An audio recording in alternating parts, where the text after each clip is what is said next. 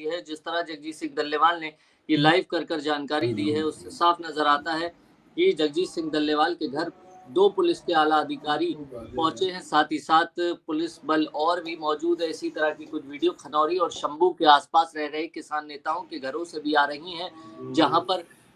एक अपडेट ये है कि एक बार फिर से क्या आंदोलन की धरती बनने वाला है पंजाब, कुछ इस तरह की सुगबुगाहट है। जिस तरह से जगजीत सिंह डल्लेवाल ने कहा था कि किसानों का चोरी हुआ सामान जल्द से जल्द मिलना चाहिए, उसके बाद से आज सुबह लगभग 3, 4, 5 बजे के आसपास जगजीत सिंह डल्लेवाल के घर पर भारी पुलिस पहुंचती है। इसके क्या मायने समझ में आते हैं? जी रिजवान जी, उसके बाद निर्मल सर के पास चलेंगे। जी साहिब, आज सुबह तड़के 2 पुलिस के आला अधिकारी पंजाब पुलिस के डल्लेवाल जी के घर पहुंचे और उनको जो है एक तरीके से ये कहा जा रहा है कि हाउस अरेस्ट किया गया है, क्योंकि कल जो 6 मई है, 6 मई को शंभू थाने का बड़े पैमाने पर घेराव करने का ऐलान पहले से दोनों मोर्चों की ओर से किया गया है, क्योंकि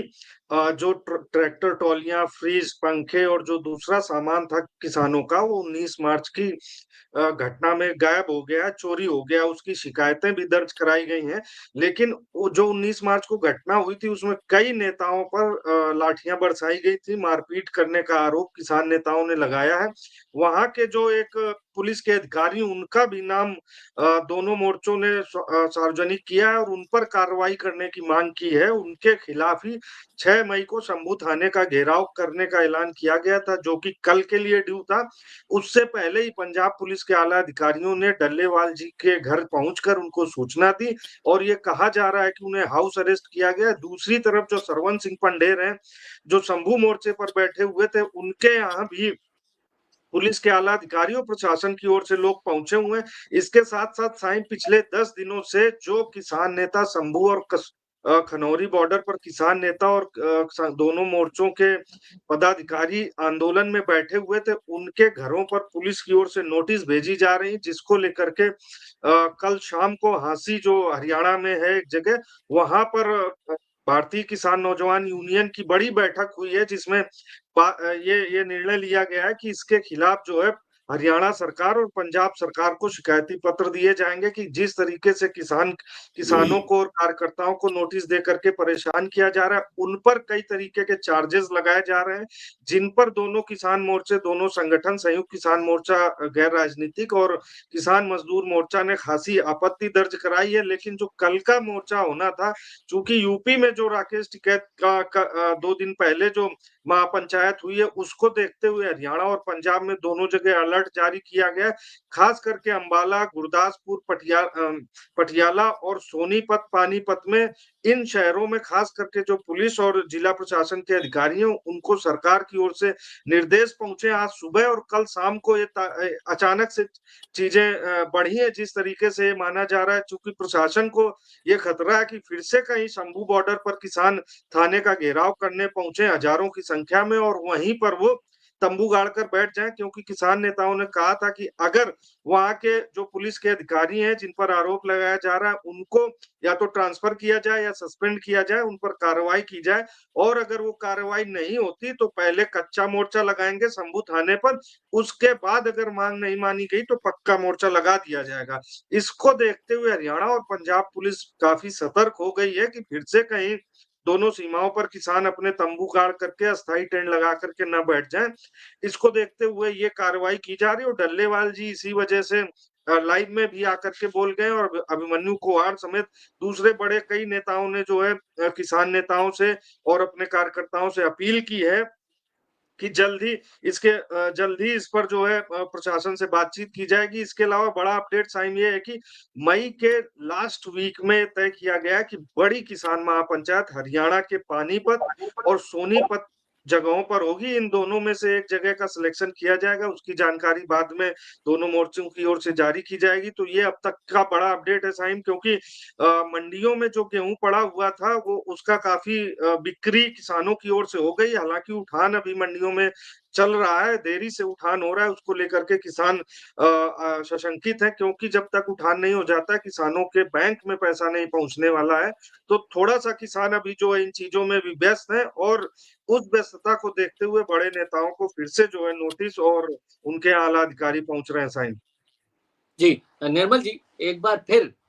किसान आंदोलन पर देश की निगाह पहुंच चुकी है। दोबारा दल्लेवाल जी, किसान नेता जगजीत सिंह दल्लेवाल के घर पुलिस है और एक स्थिति फिर ये ऐसी बन रही है कि क्या दोबारा से एक आंदोलन खड़ा होगा? क्या शंभू पर फिर पक्का मोर्चा लगेगा? क्या पंजाब के अंदर जिस तरह से प्रशासन किसानों पर लगातार जिस तरह से एक लगातार प्रशासन जो है वो दबाव बना रहा है, क्या उसके बाद किसान उग्र होंगे या किसान फिर एक बार माहौल खराब का होगा? ये बहुत सारे सवाल हैं जो लोगों के दिमाग में आ रहे हैं। क्या कहना चाहेंगे निर्मल जी इस पर? साइम, ये एक बड़ी जो है वो कवायद है कि सरकार जो है वो किसानों को किसी भी तरह से सड़क पर आने से रोके, और किसान जो है अब अपने आंदोलन को जिंदा रखने के लिए जिस तरह से उन्होंने पिछले 15 महीनों में जो कोशिशें की थी, उन पर सरकार ने पूरी तरह से पलीता लगा दिया है। आज की ये जो घटना है जिसका जिक्र अभी रिजवान जी ने किया,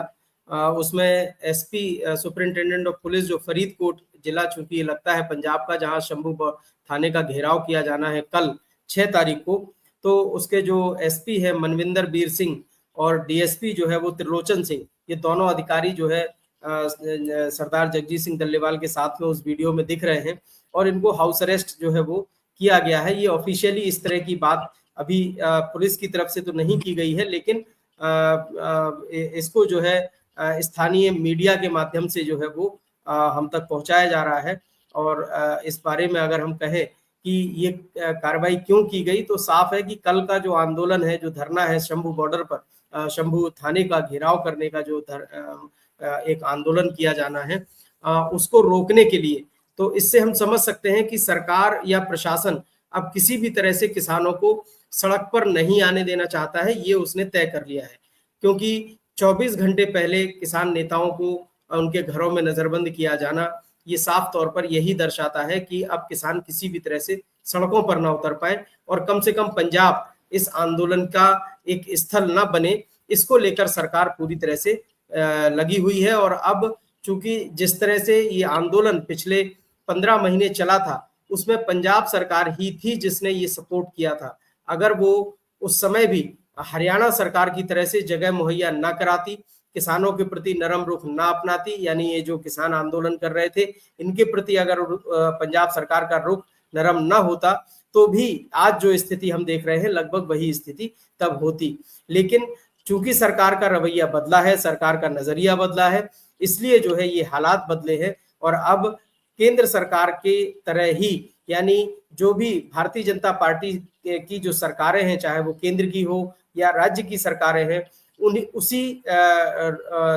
उसी नजरिए के साथ में जो है पंजाब सरकार भी आगे बढ़ रही है। तो मैं ऐसा महसूस कर पा रहा हूं कि आने वाले दिनों में किसान आंदोलन, खासतौर से संयुक्त किसान मोर्चा का ये जो आंदोलन है, जो पिछले 15 महीनों से चल रहा था, उसके लिए अब राह बहुत आसान नहीं होगी, बल्कि बहुत कठिन होगा मामला। और आंदोलन कम से कम जिस तरह से अभी तक चला है वो अब नहीं चल पाएगा, ऐसा पुलिस के रवैये से लगता है, सरकार के रवैये से ऐसा साफ तौर पर कहा जा सकता है। लेकिन फिर भी आंदोलनकारियों के लिए ये एक बड़ी चुनौती है, और इस चुनौती का कैसे वो सामना करेंगे, अब जो है जैसे रिजवान जी ने भी जिक्र किया कि नई एक महापंचायत बुलाई जा रही है किसानों को एकजुट करने के लिए, आगे की रणनीति तय करने के लिए ये महापंचायत होगी। और इसमें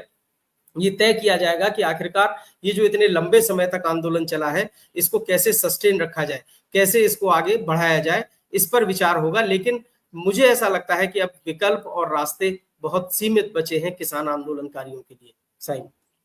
जी,